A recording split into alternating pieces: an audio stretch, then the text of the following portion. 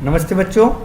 तो जैसे कि हमने क्लासेज में जब पढ़ा था, जब हमने स्टार्ट किया था कोर्स को, सिलेबस को स्टार्ट किया था, तो हमारा यूनिट 1 में जो हमारा बेसिक्स था वो 8085 था।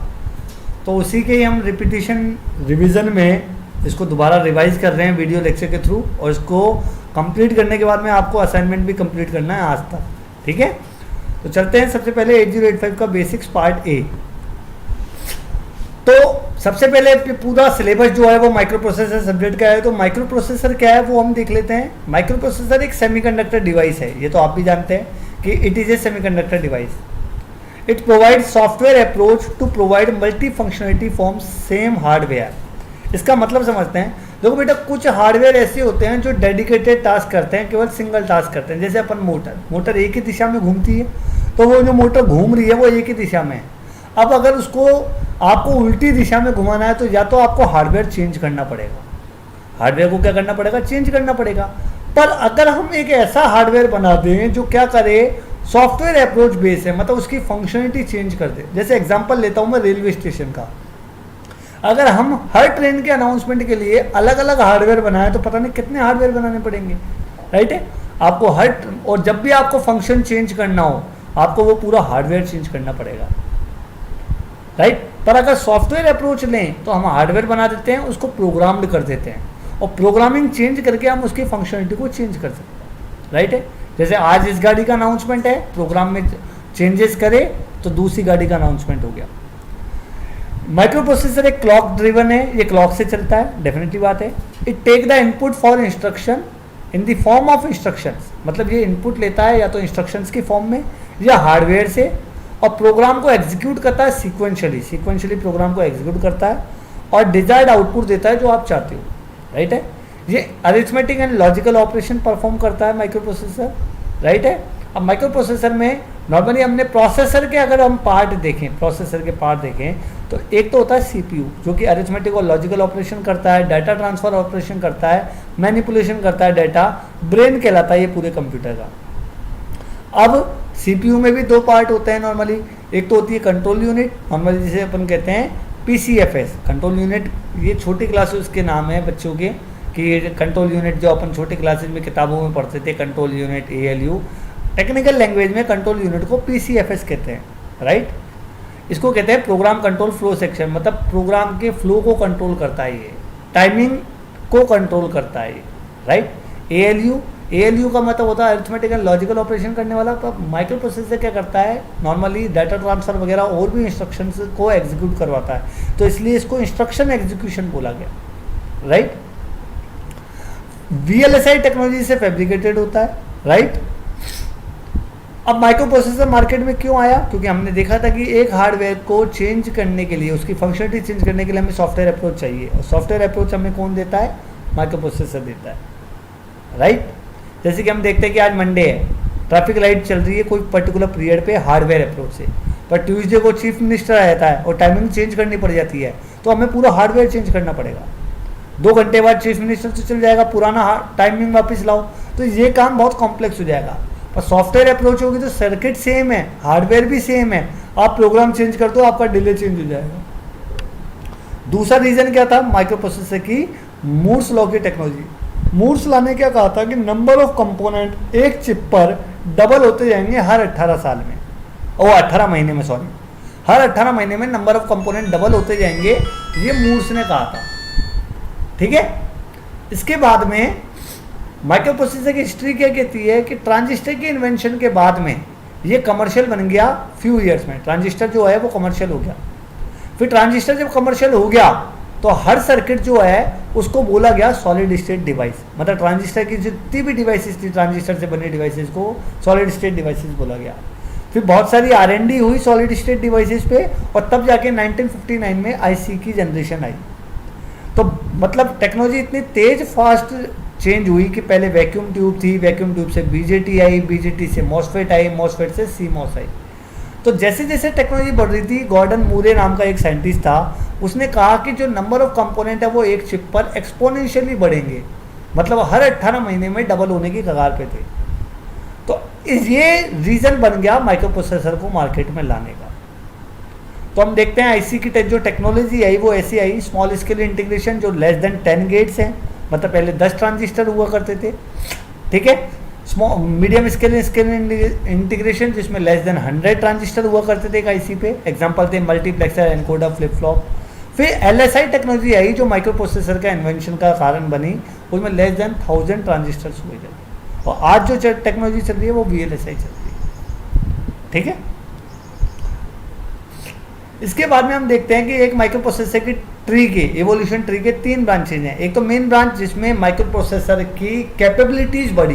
पहले माइक्रो प्रोसेसर 4 बिट का आया, फिर 8 बिट का आया, फिर 8 बिट में भी और भी कैपेबिलिटीज आ गई, जैसे पाइपलाइनिंग कॉन्सेप्ट आ गया, कैश मेमोरी कॉन्सेप्ट आ गया, तो कैपेबिलिटीज बढ़ती गई और आखिरी में 16 बिट का हो गया, फिर 32 बिट का हो गया, फिर 64 बिट का हो गया। तो इस हिसाब से amount of memory, amount of वो cache memory, amount, pipelining concept और डाटा प्रोसेसिंग की स्पीड और डाटा प्रोसेसिंग का साइज, इस हिसाब से माइक्रो प्रोसेसर की कैपेबिलिटी बढ़ी। ये कहलाती है हमारी मेन ब्रांच, राइट। जो साइड ब्रांच है वो हमारी माइक्रो कंट्रोलर से है, मतलब माइक्रो प्रोसेसर से निकल के जो बना वो बना माइक्रो कंट्रोलर। और जो राइट साइड की ब्रांच है वो हमारी जो है वो एडवांस प्रोसेसर्स है, मतलब जो स्पेसिफिक टास्क के लिए जो काम आता है, पर्टिकुलर एप्लीकेशन के लिए बनाए गए हैं, जैसे मॉडेम में लगता है, कम्युनिकेशन प्रोसेसर्स में लगता है, राउटर्स में लगता है, ऐसे जो कहलाते हैं ये स्पेशल पर्पज प्रोसेसर कहलाते हैं, राइट। ये इवोल्यूशन ट्री था। इसके बाद मैंने बताया जो फीचर्स हैं कि इसका स्मॉल साइज होता है, लो कॉस्ट होती है, हाई रिलायबिलिटी है, वर्सेटिलिटी हाई है। और एप्लीकेशंस क्या हैं, इसके एप्लीकेशंस हैं जैसे माइक्रो कंट्रोलर होगा या कंज्यूमर इलेक्ट्रॉनिक टॉय में यूज़ हो रहा है, एटीएम्स में यूज़ हो रहा है, कंज्यूमर प्रोडक्ट वॉशिंग मशीन में यूज़ हो रहा है, ट्रैफिक लाइट्स में यूज़ हो रहा है, लिफ्ट में यूज़ हो रहा है, ऑसिलेटर्स में यूज़ हो रहा है, मेडिकल इक्विपमेंट्स में यूज़ हो रहा है, राइट है। जनरल पर्पज आजकल मोबाइल में यूज़ हो रहे हैं प्रोसेसर्स, ये सारे माइक्रो प्रोसेसर के एप्लीकेशंस हैं। अब माइक्रो प्रोसेसर को माइक्रो प्रोसेसर क्यों कहते हैं, प्रोसेसर ही क्यों नहीं कहते, क्योंकि कंप्यूटर का प्रोसेसर गीगाहर्ट्ज़ पे काम करता है, तो वो जो इंस्ट्रक्शन को एग्जीक्यूट करता है नैनो सेकंड में करता है। और जो माइक्रो प्रोसेसर होता है वो आपका जो है वो माइक्रो सेकंड्स में काम करता है, माइक्रो सेकंड्स में, इसलिए माइक्रो प्रोसेसर को माइक्रो प्रोसेसर कहते हैं। मतलब वो प्रोसेसर जो किसी इंस्ट्रक्शन को माइक्रो सेकंड में एग्जीक्यूट करे वो माइक्रो प्रोसेसर कहलाता है। अब 8085 क्या है, एक एनमॉस का माइक्रो प्रोसेसर है, 40 पिन की आईसी पैकेजिंग में है और एलएसआई चिप पे बना हुआ है, ठीक है। प्लस 5 वोल्ट की डीसी सप्लाई है और इसकी क्लॉक की स्पीड 3 मेगाहर्ट्ज़ है। क्लॉक साइकिल जो है वो 3.42 माइक्रो सेकेंड की होती है और इसमें 200 नैनो सेकेंड का टाइम पीरियड है क्लॉक साइकिल का। इस 80 बेसिक इंस्ट्रक्शंस हैं, 246 ऑप कोड है, ठीक है। तो मैंने बताया it is an 8 bit processor, NMOS device है, 40 पिन का है। इसमें जो एड्रेस बस है और डाटा बस है वो मल्टीप्लेक्स है, 5 वोल्ट की डीसी सप्लाई पे काम करता है। मैक्सिमम क्लॉक फ्रिक्वेंसी 3 मेगाहर्ट्ज़ है, बट मिनिमम भी हो सकती है 500 किलोहर्ट्ज़, ठीक है। Normally 74 instruction with 5 addressing modes हैं, नॉर्मली 80 भी हो जाते हैं डिफरेंट एड्रेसिंग मोड के हिसाब से।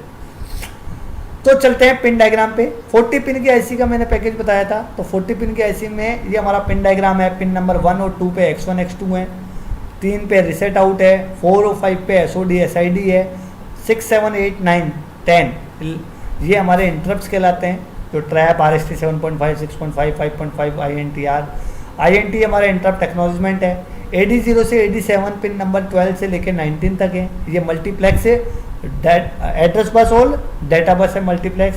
पिन नंबर 20 ग्राउंड है हमारी। पिन नंबर 21 से लेके 28 तक हाई ऑर्डर एड्रेस है, जो अपर ऑर्डर एड्रेस को कैरी करती है। 29 पे S0 और 33 पे S1 है, ये स्टेटस सिग्नल कहलाते हैं। 30 और 31 पे कंट्रोल सिग्नल है, RD बार और WR बार, रीड राइट। 32 पे ALE होता है, VPP कहते हैं जिसे। 34 पर IO/M बार है, मतलब जो माइक्रो प्रोसेसर है वो प्रोग्राम को कहाँ से उठाएगा, जो भी मतलब इनपुट आ रहा है वो मेमोरी से आ रहा है या इनपुट आउटपुट डिवाइस से को है या आ जा रहा है। फिर है 35 जो है वो हमारा रेडी सिग्नल है।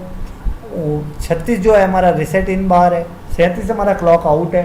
38 और 39 हमारे HLD और होल्ड है, और 40 हमारी सप्लाई है। अब इन पिन्स के देखते हैं। तो सबसे पहले आती है एड्रेस बस। एड्रेस बस देखो 16 बिट की होती है। 16 बिट के एड्रेस बस को 2 भागों में तोड़ा गया है, लोअर ऑर्डर और अपर ऑर्डर। तो ये रेड ब्लॉक में जो बना हुआ है ये अपर ऑर्डर एड्रेस बस है। अपर ऑर्डर मतलब एड्रेस बस की अपर मोस्ट जो है 8 बिट, राइट। और जो एड्रेस है वो माइक्रो प्रोसेसर से मेमोरी पे सेंड होता है, तो ये यूनिडायरेक्शनल है। डाटा बस ये 8 बिट का होता है। अब 8 बिट का डेटा बस है वो जो कहलाता है, ये रेड ब्लॉक में है D0 से D7। अब होता क्या है, पिन को सेव करने के लिए, क्योंकि अगर 16 बिट का एड्रेस बस अलग रखते और 8 बिट का डेटा बस अलग रखते तो 24 पिनें एक्स्ट्रा चाहिए होती। पर हम देखते हैं कि एट ए टाइम नॉर्मली या तो एड्रेस चाहिए होता है या डेटा चाहिए होता है। तो एड्रेस चाहिए या डेटा चाहिए, तो इसलिए हमने क्या करा, लोअर ऑर्डर एड्रेस और हायर वो लोअर ऑर्डर एड्रेस और डाटा बस दोनों को मिला दिया। तो एट ए टाइम ये जो रेड ब्लॉक है इस पर या तो डेटा आएगा या लोअर ऑर्डर एड्रेस आएगा। अपर ऑर्डर एड्रेस तो पहले वो था 21 से 28, पर लोअर ऑर्डर एड्रेस केवल 12 से लेके 19 पिन पे आएगा, उस टाइम डेटा नहीं आएगा। और जब डेटा आएगा तो फिर एड्रेस नहीं आएगा। इस पिन का निर्धारण करती है ALE, address latch enable. Control signal read और राइट। तो रीड जो है वो सिग्नल हमारा क्या कहलाता है कि अगर हमारा कोई ऑपरेशन रीड का है तो RD पे लो जाएगा, अगर हमारा कोई ऑपरेशन राइट का है कि पर्टिकुलर मेमोरी को राइट करना है तो वो राइट WR पे लो जाएगा। ये बार जो है वो शो करता है कि ये एक्टिव लो है। तो रीड ऑपरेशन है तो ये इस पे लो जाएगा, और राइट ऑपरेशन है तो WR पे लो जाएगा, और ये आउट सिग्नल है। तो स्टेटस सिग्नल, अगर हमारा जो इंस्ट्रक्शन है, जो एग्जीक्यूट डेटा आ रहा है हमारा, वो अगर मेमोरी से आ रहा है तो I0/M पे लो जाएगा, और अगर इनपुट आउटपुट से आ रहा है तो हाई जाएगा। मतलब अगर इनपुट से कोई डिवाइस इनपुट ले रहे हैं अपन किसी डिवाइस से, या आउटपुट दे रहे हैं किसी डिवाइस को, तो I0/M बार पे हाई रखेंगे। पर अगर हम किसी प्रोग्राम को या किसी ऑपरेंड को हम मेमोरी से ले रहे हैं या मेमोरी को दे रहे हैं तो इस पिन पे हम लो रखेंगे। S0 और S1 हमारे स्टेटस सिग्नल हैं जो हमें ये बताते हैं कि कौन सा ऑपरेशन करना है। एक्चुअली कुछ जब कोई इंस्ट्रक्शन एग्जीक्यूट होता है तो कुछ मशीन साइकिल एग्जीक्यूट होती हैं, जैसे रीड, राइट, ऑपकोड फैच, ठीक है। तो ये S0 और S1 बताते हैं। पावर सप्लाई 2 पिनें हैं पावर सप्लाई की, एक VCC जो 5 वोल्ट की है, एक VSH जो ग्राउंड की है। ये इंटरप्ट सिग्नल है जो इंटरप्ट के काम आते हैं। तो नॉर्मली हार्डवेयर इंटरप्ट हैं ये इंटरप्ट। तो एक तो होता है ट्रैप जो पावर फेलियर के लिए यूज होता है, सबसे हाईएस्ट प्रायोरिटी होती है, इसको नॉन मास्केबल है, इसको ढक नहीं सकते आप, ये अगर आ गया तो आपको करना ही पड़ेगा। RST 7.5 ये मास्केबल इंटरप्ट है, इसकी सेकंड हाईएस्ट प्रायोरिटी होती है। 6.5 थर्ड हाईएस्ट प्रॉपर्टी, ये भी मास्केबल है। 5.5 फोर्थ हाईएस्ट प्रायोरिटी होती है, ये भी मास्केबल है। INTR इंटरप्ट रिक्वेस्ट है, ये इंटरप्ट की रिक्वेस्ट करता है, ये भी मास्केबल है, इसकी लोवेस्ट प्रायोरिटी होती है। एक्सटर्नली इनिशिएटेड सिग्नल जो होते हैं वो 3 तरह के हैं। INTA मतलब जब कोई इंटरप्ट आता है तो उसके जवाब के में इंटरप्ट एक्नॉलेजमेंट सिग्नल आउट जाता है, राइट है। रिसेट इन पे क्या होता है, अगर किसी डिवाइस को अगर हम माइक्रो प्रोसेसर को रिसेट करवाना चाहते हैं तो उस पिन पे लो दे दो, ये पूरी डिवाइस रिसेट हो जाएगी और प्रोग्राम काउंटर 0 पे आ जाएगा, मतलब वापस प्रोग्राम शुरू से एग्जीक्यूट होगा। रिसेट आउट, अगर माइक्रो प्रोसेसर की मदद से किसी दूसरी डिवाइस को रिसेट करवाना है तो वो रिसेट आउट होता है, ठीक है। रेडी, ये सिग्नल जो है वो ये है कि जब कोई डिवाइस रेडी है सेंड करने के लिए, रिसीव करने के लिए डेटा को, तो रेडी लो हो जाता है। मतलब रेडी लो हो जाता है तो CPU को वेट करना पड़ता है जब तक रेडी हाई नहीं हो जाए, मतलब वो डिवाइस तैयार हो, डिवाइस डाटा भेजने को तैयार हो या डाटा रिसीव करने को तैयार नहीं है दूसरी डिवाइस MUP से, माइक्रो प्रोसेसर से, तब तक रेडी लो रहेगा। जैसे वो रेडी हो जाएगी वो हाई हो जाएगा। होल्ड, जब कोई दूसरी डिवाइस माइक्रो प्रोसेसर की बस को रिक्वेस्ट चाहती है, वो माइक्रो प्रोसेसर की सर्विस नहीं चाहती है, उसकी बस फैसिलिटी चाहती है, उसकी बस को एक्सेस करना चाहती है, तो वो डिवाइस होल्ड सिग्नल भेजती है और उसके रेस्पॉन्ड में HLDA सिग्नल भेजा जाता है। मतलब कोई डिवाइस, क्योंकि उस डिवाइस के पास में बस नहीं है, बाकी सारी चीज़ें हैं, सपोज करो वो डिवाइस सपोज करो मेमोरी को एक्सेस करना चाहती है, पर मेमोरी को एक्सेस करने के लिए उसके पास बस नहीं है, तो वो डिवाइस क्या करती है, MUP से बस उधार मांग सकती है by sending the hold signal, और उसके जवाब में HLDA सिग्नल आता है। सीरियल इनपुट डाटा और output data, serial input data और आउटपुट के लिए जो पिन्स होती हैं वो SID और SOD है। SID मतलब इनपुट पे डाटा आता है, कोई डिवाइस से इनपुट लेना हो, बाय रिम इंस्ट्रक्शन एग्जीक्यूट होता है, और आउटपुट पे अगर डाटा भेजना हो तो वो जो है सिम इंस्ट्रक्शन यूज होता है।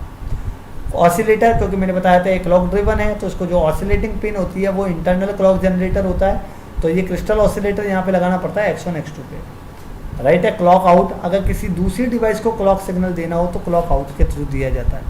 Thank you.